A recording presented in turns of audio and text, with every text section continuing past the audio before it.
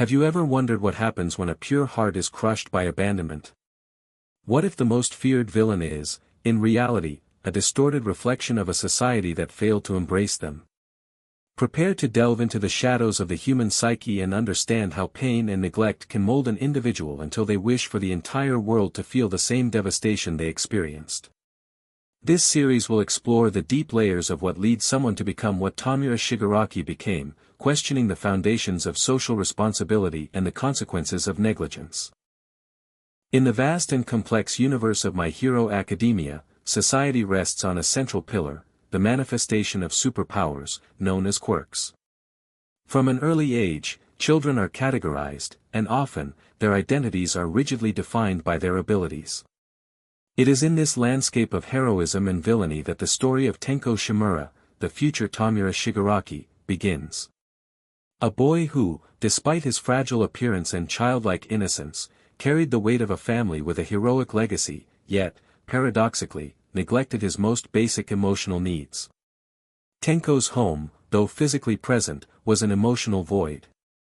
His grandmother, an iconic hero, was little more than a distant memory, and the pressure of her expectations echoed in his parents, who, in turn, replicated this rigidity and distance with Tenko himself, creating an emotionally barren environment. Tenko's loneliness was almost palpable, a constant presence in his childhood. His parents, excessively focused on maintaining the family image and on their own frustrations and expectations, ignored the warning signs from their son, the subtle manifestations of his emotional discomfort. The natural curiosity of a child, the small transgressions typical of his age, were seen as acts of disobedience and met with distance or punishment, never with the empathetic understanding or nurturing he needed. He desperately longed to be noticed, for a touch of affection, for a recognition that never came. This prolonged absence of affection, emotional abandonment, became fertile ground for what was to follow, planting the seeds of future devastation. Developmental psychology offers valuable tools to understand the crucial importance of early childhood for personality formation. Attachment theory, by John Bowlby, for example, convincingly argues that the quality of a child's first relationships with their caregivers directly influences their ability to form healthy bonds, regulate their emotions, and cope with stress throughout life. For Tenko, the development of an insecure or disorganized attachment manifested clearly. The absence of a responsive, consistent, and empathetic attachment figure created a deep void, an emotional wound that would not heal, making him more susceptible to challenging outcomes and self-destructive paths. Overwhelming loneliness, the feeling of not being seen, heard, or understood, became an inner torment, a seed of silent rebellion germinating within him. But there was something no one saw coming. The turning point in Tenko's life was abrupt and devastating, an event that permanently altered the course of his existence. His quirk, the intrinsic ability to disintegrate whatever he touched with all 5 fingers, manifested uncontrollably and tragically. The first manifestation did not occur in controlled training, under expert supervision, or in a planned act of heroism, but rather in a moment of extreme emotional despair and agitation. In a surge of unprocessed emotion, something that began as an accident, a spontaneous manifestation of his power, transformed into uncontrollable devastation, and the people around him, instead of offering help, understanding, or a comforting embrace, reacted with pure terror, dread, and revulsion. The fear in his own family's eyes, the absence of a caring gesture, the immediate and inflexible condemnation, were more impactful and painful for Tenko than the physical destruction his quirk had caused.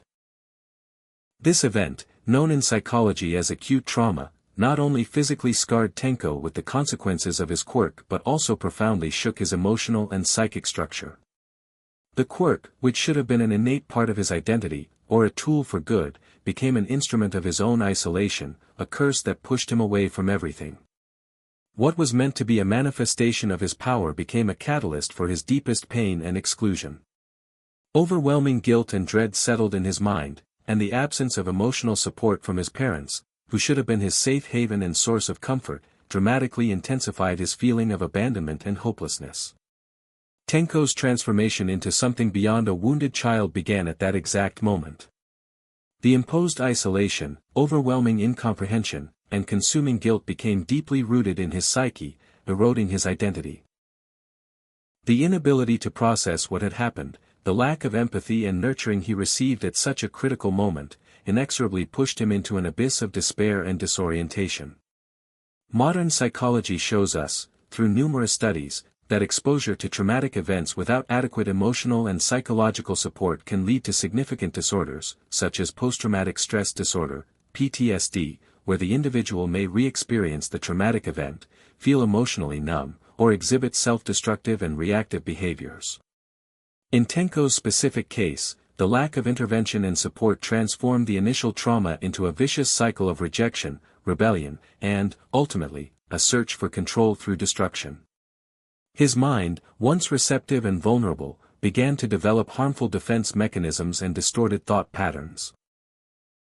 With every look of revulsion, every step back from someone who should have approached, every condemning word he heard, the belief that he was an abomination, an undesirable being, solidified within him, paving the way for his eventual transformation. And it was there that everything began to crumble. Tenko's mind, already fragile from abandonment and deeply scarred by trauma, found a savior in the shadows, all for one. This manipulative and calculating figure did not offer Tenko love, healing, or a path to redemption. Instead, he offered validation for his pain, a perverse purpose for his latent fury. All for One carefully nurtured the boy's resentment, meticulously channeling it into an overwhelming desire for the annihilation of the world that, in his distorted perception, had so cruelly wounded and rejected him.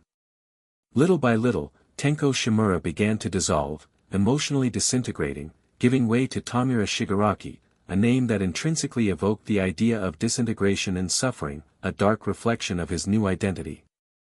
Tomura's new way of thinking was a distorted, yet logically constructed, reflection of his traumatic experiences.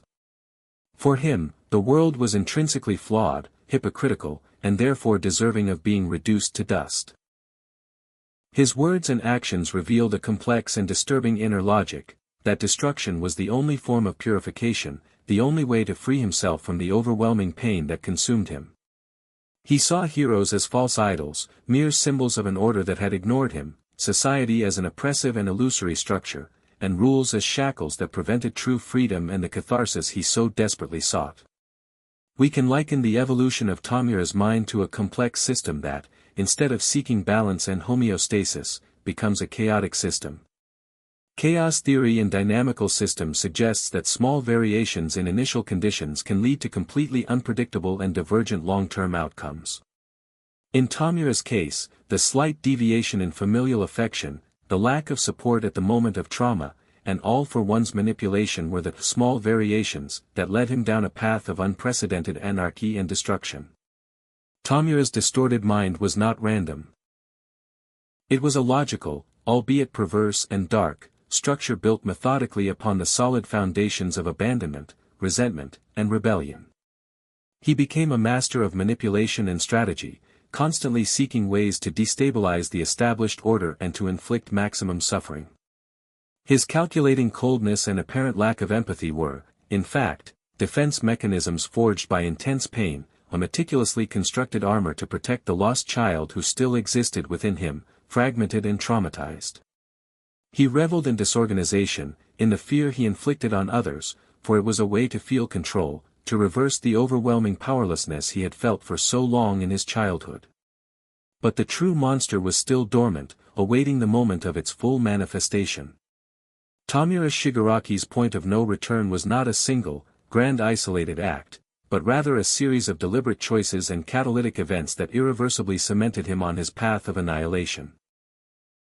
Each time he consciously and intentionally used his quirk to cause massive damage, each time he instigated chaos and disorder on a large scale, he distanced himself further and further from any trace of Tenko Shimura, the innocent boy he once was. His worldview had completely transformed, shifting from victim to something much darker. Before, he was a child marked by tragedy. Now, he saw himself as a relentless agent of change, a catalyst for the ruin of a system he considered rotten, hypocritical, and irredeemably flawed. Morality and ethics, for Tomura, were irrelevant concepts, mere social constructs that, in his distorted perception, only served to maintain an order he so despised and which had rejected him. His rationalizations were deep, complex, and disturbing. Destruction was a necessary act of purification, a violent but, in his mind, justified way to free society from its illusions and inherent flaws. He firmly believed that total collapse was the only way to rebuild something genuinely authentic, something that would not replicate the same errors that led to his own ruin. The logic behind his ideology was, in its brutal simplicity, terrifying. If the world hurt and abandoned him, he would make the world feel the same intensity of suffering, the same devastation he experienced. Here, we are inexorably led to a disturbing moral and philosophical dilemma: what if he's right? Not about the destruction itself, which is undeniably heinous, but about the intrinsic flaws of a society that allows individuals like Tomura to become what he became. Could society, in its relentless pursuit of order, heroism, and stability, be blind to the shadows it itself creates, to the emotional voids it neglects? Could collective negligence, the absence of a system of support and nurturing for the vulnerable, be as potent a factor as individual intent in the formation of an agent of chaos and mass destruction? The way Tomura deals with his inner feelings, the way he transforms overwhelming pain into destructive power and resentment into a motor of annihilation, forces us to deeply question individual versus collective responsibility. The line separating the villain from the victim becomes tenuous, almost imperceptible, and the viewer is forced to confront the complexity of the human condition, the moral ambiguity that pervades existence. What are the limits of personal responsibility when the fundamental bases for healthy psychological development and a supportive environment are denied from the earliest childhood? The question hangs in the air, unsettling and without easy answers. Delving deeper into Tomura's mind, we realize that his apparent insanity is not chaotic or random, but rather a coherent, albeit macabre and distorted, system of beliefs. His logic is that of an individual who, after experiencing the deepest abandonment and overwhelming trauma, internalized the idea that disintegration is the only form of control, the only way to exert power over a world that controlled and hurt him. He perceives the world as something constantly in the process of decomposition, just as he himself felt disintegrate within, fragmented and without cohesion. Every touch of his fingers, every act of destruction he commits, is a validation of his quirk, but also a powerful projection of his own inner pain and his need to pulverize what afflicts him. In psychology, social learning theory, proposed by Albert Bandura, offers a valuable perspective for understanding Tomura's behavior. This theory suggests that people learn behaviors by observing and imitating others, and also through the direct consequences of their own actions. Tomura, upon witnessing the panic and revulsion towards his quirk, and being embraced and validated by all for one, who systematically nurtured and encouraged his destructive side, learned that power and attention came through disintegration and the imposition of fear. The experience of being ignored, neglected, and abandoned led him to compulsively seek a way to make himself noticed, to leave his mark, and destruction became his most effective means, the language he learned to communicate with a world that had silenced him. When comparing Tomura with other fictional characters or real cases studied in psychology, we observe a recurring pattern of individuals who, deprived of affection, positive attention, and a supportive environment in childhood, seek other forms of validation and control, even if these forms are self-destructive or destructive to others. In many cases, the absence of secure and responsive attachment in childhood can lead to dysfunctional behavior patterns in adulthood, including aggression, hostility, and a relentless search for control over others. Destruction for Tomura is, in essence, a way to reverse the overwhelming powerlessness he felt when he was just a vulnerable and helpless child. He doesn't just seek to destroy physical structures, he seeks the disintegration of the very idea of society, heroism, and hope, mirroring his own painful emotional disintegration. It wasn't madness, in the sense of complete irrationality. It was cold, meticulous, and methodical calculation. A calculation born from the deepest pain and despair, but with an impeccable and coherent inner logic for those who experienced the same lack of nurturing and the same feeling of being despised.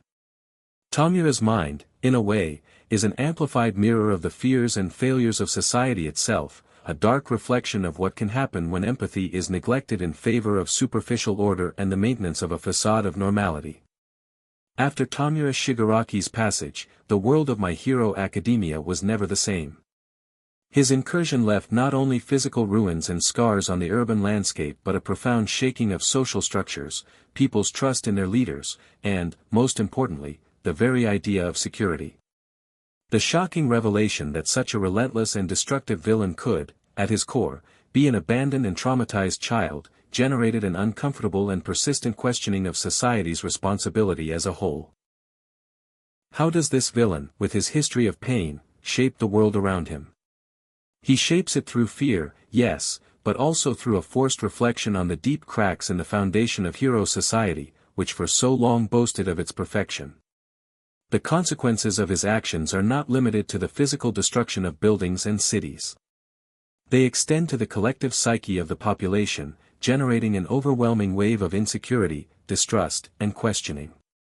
People begin to doubt the effectiveness of heroes in protecting them, the validity of the justice system, and, more importantly, what it truly means to be a hero in a world where darkness can emerge from hearts that, at their origin, were pure and innocent. Tomura's legacy is a dark and poignant reminder that emotional neglect and disregard can be as devastating, if not more so, than any physical attack, corroding the soul of an individual and, by extension, that of a society. The philosophical and moral reflection that emerges from this narrative is profound and complex. Who are we to judge? This question does not, in any way, seek to justify Tomura's heinous acts. Instead, it invites us to a collective introspection about the deeper causes and systemic roots behind such acts. Could society, by focusing excessively only on the manifestation of quirks and the surface of heroism, have neglected the emotional and psychological development of its citizens, especially the most vulnerable and those showing signs of suffering? Could the very structure that values power above care, strength above empathy, be the root of such dark and catastrophic developments? Tomura Shigaraki's story, as it concludes, does not end with a definitive and absolute finish, but with the establishment of a new mystery or, more precisely, a new cycle of questions. His impact resonates, echoing in the minds and hearts of those who survived, and the seed of doubt is permanently planted.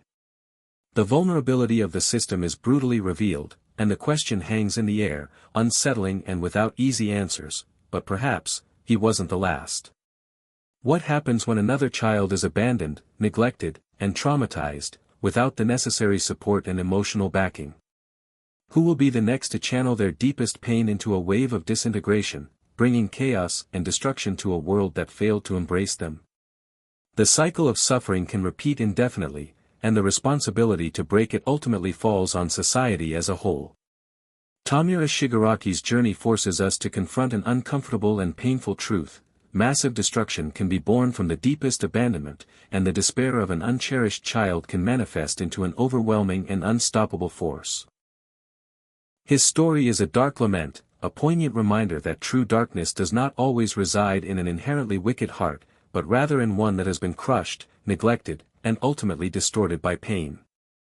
What are we, then, when hope disintegrates under the weight of scorn and collective indifference? This is a question that My Hero Academia society, and perhaps our own, must continue to ask.